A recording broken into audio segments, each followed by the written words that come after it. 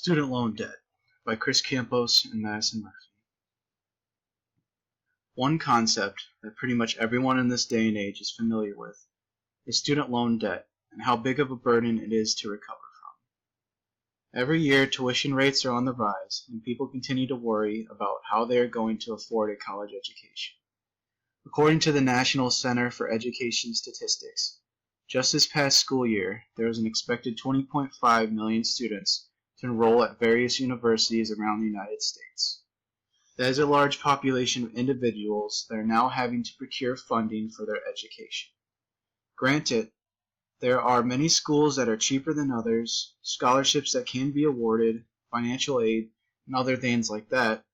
Not all students are lucky enough to receive this support.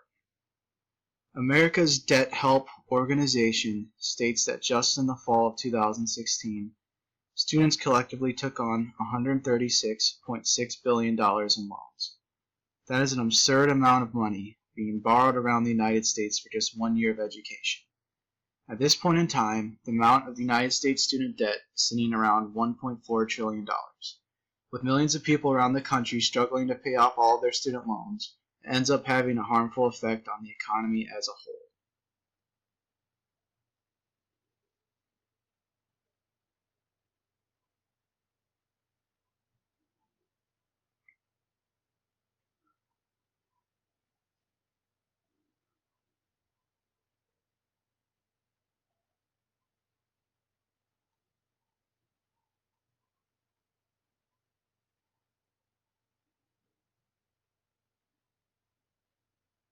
When you have large sums of people graduating with thousands of dollars worth of loans in their back pockets, they aren't going to run out and spend money on things that aren't necessities.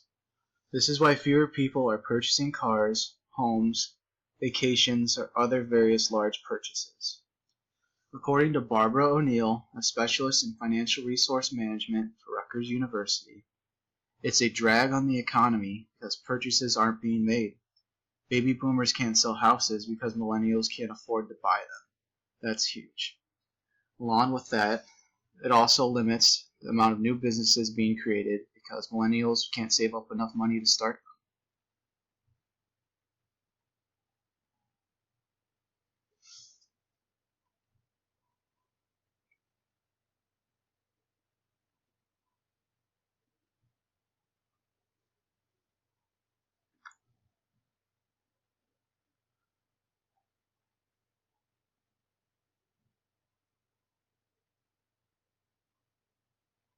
With student loan debt being a very prevalent issue for many individuals at this point in time, we thought it would be useful to give a real-life scenario and how it is impacting the life of the individual. A member of our group, Madison, is a student at the University of Illinois at Urbana-Champaign. The average tuition and fees for the school ranges from $15,868 to $20,872. The room and board is around $11,300. The books and supplies are around $1,200, and other expenses average around $2,500. Now, of course, there are variations and exceptions to these amounts depending on various aspects. But with these amounts, you're looking at around $30,000 to $35,000 a year as an in-state attendee. If you are from out of state, these amounts are even more. If you don't receive any financial aid or scholarships, you are responsible for paying at least $120,000 to obtain a bachelor's degree at the university. Most individuals don't have $120,000 lying around so that they can come out of college debt-free. They end up having to take out student loans. Along with the large sum of money you're already going to have to pay back, add on interest rates, and you're now owing even more money. Now, like we previously stated, this is just one example of student loans and the debt that will be waiting upon graduation, but not everyone has the same amount. There is lots of variation from student to student on what they are paying for their education and the loans they are receiving for it.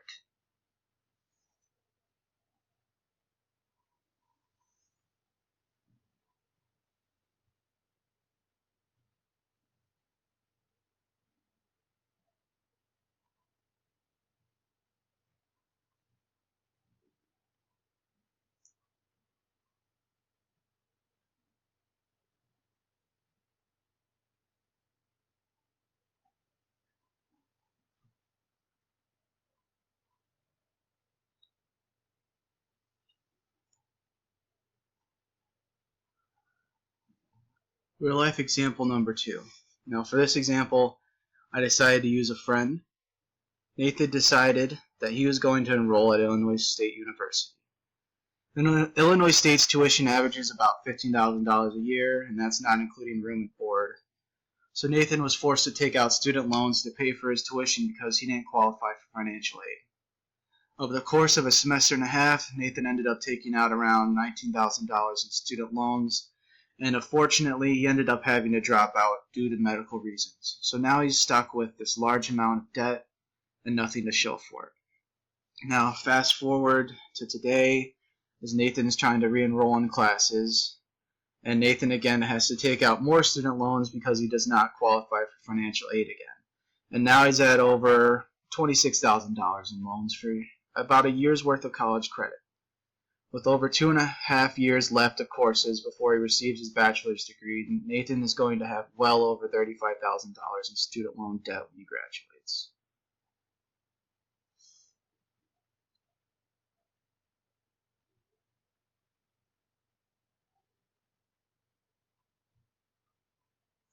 Since student loan debt is such a prevalent issue and many individuals go into college not realizing all the additional costs they are going to encounter, it is important that students and parents understand the options they have.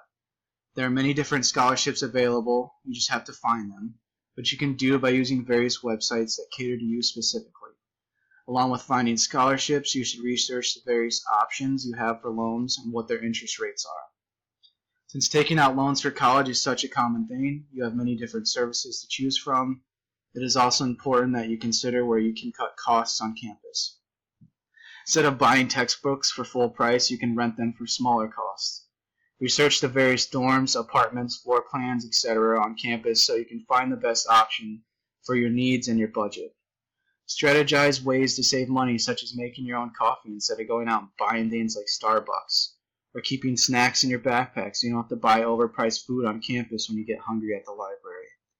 All of these things are simple to plan for college and they help save money. Overall, it is vital that we start recognizing how big of an issue student loan debt is, and that it is taking a toll on our economy. Although the trillions of dollars of student loan debt isn't going to disappear overnight, it is never too late to start the process.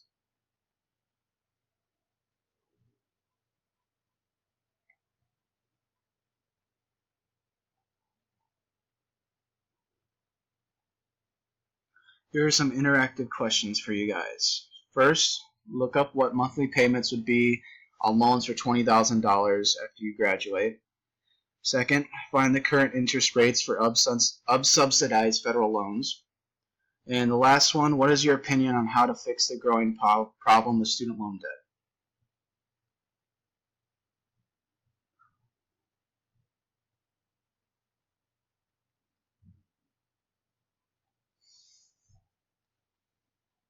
That's the end. Thanks for watching, guys.